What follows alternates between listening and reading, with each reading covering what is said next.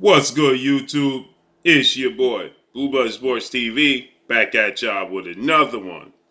So, we have some interesting news as Hall of Famer, legendary, fourth division world champion, Mexican superstar boxer Erik Morales, who was the first born Mexican superstar, four division world champion in the history of the sport of boxing. Erik Morales, he goes in on four division world champion, Mexican superstar boxer, who currently is the unified WBC, WBA, super middleweight world champion superstar boxer, Saul Canelo Alvarez. Erik Morales has an interesting take when it comes to Canelo Alvarez. Erik Morales finished his career 52 wins, 9 losses, 36 wins by way of knockout. He himself was knocked out 3 times. He stood at 5'8" with a 72-inch arm reach. So he was the same size as Floyd Mayweather. Last time we saw him in the ring, when he suffered a brutal knockout loss to two-division world champion, Puerto Rican superstar boxer Danny Garcia. That was October 20th of 2012. So he competed from 1993 all the way up into 2012. His actually his first debut fight was March 29th of 1993. Okay, and he competed all the way up to 2012, and he's a Hall of Famer within the sport of boxing. With that said, he believes that Saul Canelo Alvarez is overrated. He stated that he is a very good fighter, he is a great fighter, but at times he can be a little bit overrated and overstated. He said that, today's time, a lot of people view him as the best fighter in the world, which he is not. He said he is not a better fighter than a 3-division world champion, undefeated, former junior welterweight undisputed world champion, currently the WBO welterweight world champion, who is widely considered the number one pound-for-pound fighter in the world, Terrence Bud Crawford. He says, and he's not a better fighter than undefeated, unified WBC, IBF welterweight world champion, superstar boxer, Earl the True Spence Jr. He says that they are better technical boxers. They are just overall well-rounded, better boxers than Canelo Alvarez. And he stated, not to mention, Canelo Alvarez is not finding the best opposition out there as well. This is a knock on Canelo Alvarez, as there's a lot of great fights out there for Canelo Alvarez, and he seems to take the path of least resistance. Now, there's still very good fights, but they're not the best fights in the division. For instance, Canelo Alvarez, he looked to become the undisputed champion at 168, and to do so to be the first Mexican undisputed champion at 168, and overall the first undisputed champion at 168. And he did so, his interest peaked when two-time super middleweight undefeated world champion Mexican superstar boxer David Benavidez lost his belts on the scale. And Canelo Alvarez immediately petitioned the WBC to face off against Abney Yildirim, who's his longtime sparring partner for the vacant WBC title. Now, this was an issue that he went through with Golden Boy Promotions and legendary Mexican superstar, Hall of Fame fighter, former Olympic gold medalist Oscar the Golden Boy De La Hoya, and DAZN, because they weren't going to approve of him fighting Abney Yildirim in his next fight. He was able to get out his contract with them, and then he did a 3-fight deal with Matchroom CEO and promoter Eddie Hearn, and he fought for the vacant WBC title in a unification bout against Eddie Hearn's fighter, then undefeated WBA super middleweight world champion, superstar British boxer Caleb Smith, who was the WBA belt holder, in a unification bout. But the WBC, they put the belt on the line in this situation. And Canelo Alvarez, he got the unanimous decision victory. But the best fighter seen at 168 is David Benavidez, or that of IBF undefeated super middleweight world champion superstar boxer Caleb Plant. So with that said, most people will point to David Benavidez as the toughest challenge for Canelo Alvarez. He's very big, stands at 6'2", nearly 6'3", with a 77-inch arm reach, and has power in both hands and very, very fast hands. So he stands to give Canelo Alvarez the biggest challenge. But Canelo Alvarez, he chose, again, to petition for the fight to be undisputed and fight Anthony Yildirim or Caleb Smith when David Benavidez, was no longer the belt holder.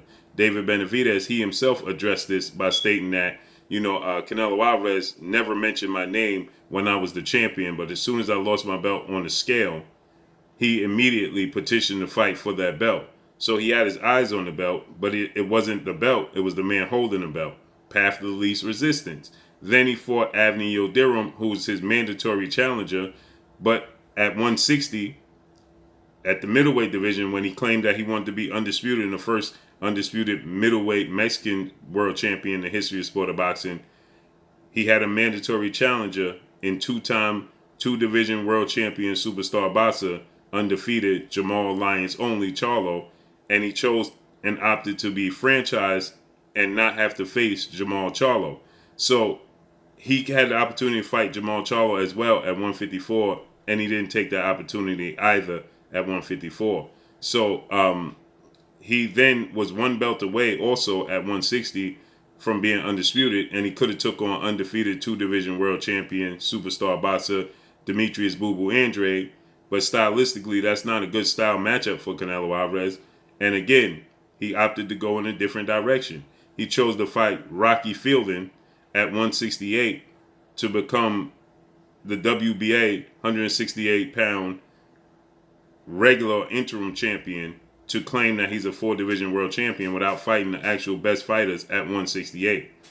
And then he went to 175, and he challenged, again, the path of least resistance, which was considered at the time the weaker champion out of the champions at 175, in Sergey Crusher Kovalev. Now, Sergey Kovalev historically is a great fighter at 175 at light heavyweight, but he was nowhere near the same fighter he once was. And Artur Beterbiev was seen as the best is still today seen as the best light heavyweight in the world, and he's unified. And also Dmitry Bivol, who holds the WBA at light heavyweight, he didn't choose those. He chose Sergey Kovalev. Then he claimed that he sent Artur Beterbiev, who's unified.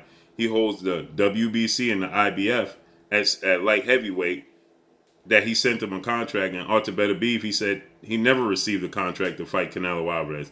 Then he decided to go back down. So you see, he's padding the stats essentially. And Erik Morales is not happy about it. Erik Morales is saying that he needs to fight better opposition. He's not as technically sound as Terrence Crawford, Errol Spence. They're better fighters overall.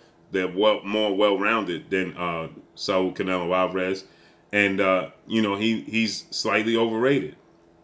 And so with that said, I have to agree to a degree that, Canelo Alvarez, I don't believe in the ring he's overrated. Does he have limitations in the ring? Yes, he has very slow feet. But with that said, he has good defense. He has a granite chin. He has fast hands. He puts combinations together very well. And he has a high ring IQ, okay? His limitation, his hang-up is his slow feet. He has slow feet. And due to that, the fact that he has slow feet, he picks and chooses his opposition very, very cautiously. Because when he got in the ring with legendary Hall of Famer, former pound-for-pound king, the man that retired undefeated, Floyd Money Mayweather, he got completely outclassed for 12 rounds, okay? And that was more so to the movement of Floyd Mayweather gave Canelo Alvarez tons and tons of problems. And then when he faced Erislandy Lara, he should have lost a unanimous decision to Floyd Mayweather, but one of the judges, they actually saw Floyd Mayweather in a draw. So he got a majority decision instead of getting a unanimous decision, which he clearly won every single round. But then he fought Erislandy Lara, a year later, and most people thought he got a split decision victory over Erislandy Lara, but majority of the people in the boxing world thought Erislandy Lara won the fight. And again, another slick boxer that can utilize the ring and have quick feet. And he had trouble with Erislandy Lara, okay? Then he fought Gennady Triple G Golovkin twice, and first fight ended in a draw, second fight saw him get the victory. But again, majority of the boxing world, at least 50%, they thought that Gennady Triple G Golovkin won the fight. Now, this is why I say Canelo Alvarez is not overrated. Outside of the Floyd Mayweather fight, those were still all very close fights. I thought Lara edged the fight, but they were all very, very close fights. The Triple G, both fights were very close. They could have went either way.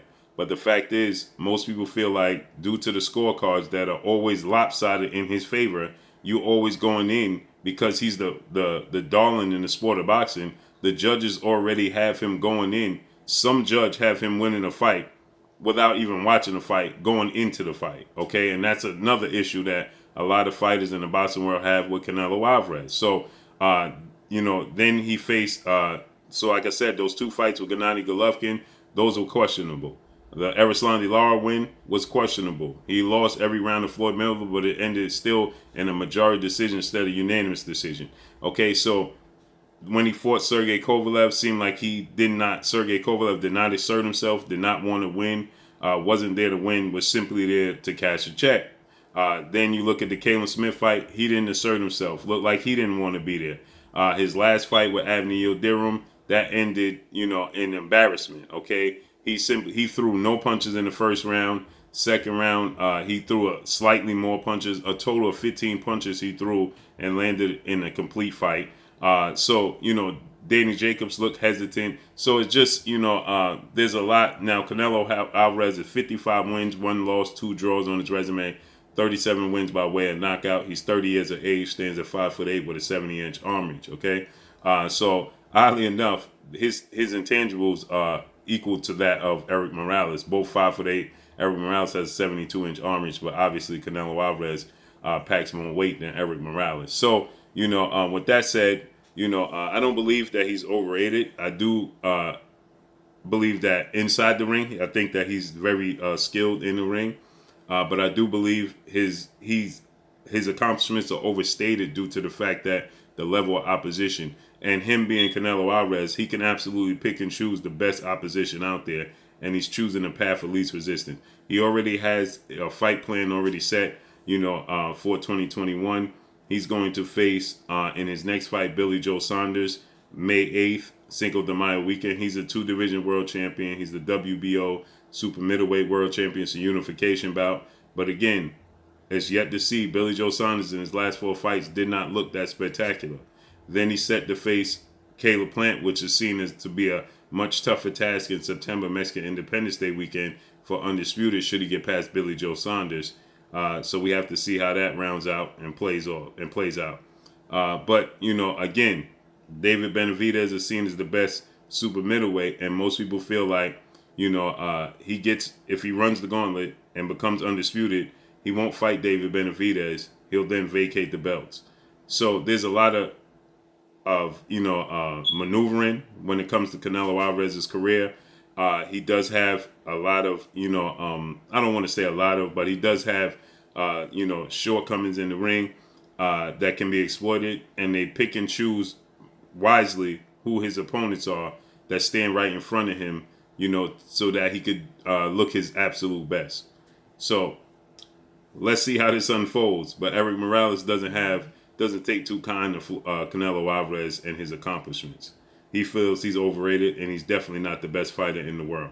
Drop a comment in the comment section. Make sure y'all hit that like button. Let me know what y'all think. Y'all already know what it is. It's your boy Blue Blood Sports TV. Hate, like, comment, and subscribe. You haven't subscribed, hit the subscribe button, hit the like button, hit the bell icon to get all the new notifications. Follow me on Instagram at Blue Blood Sports TV, all one word.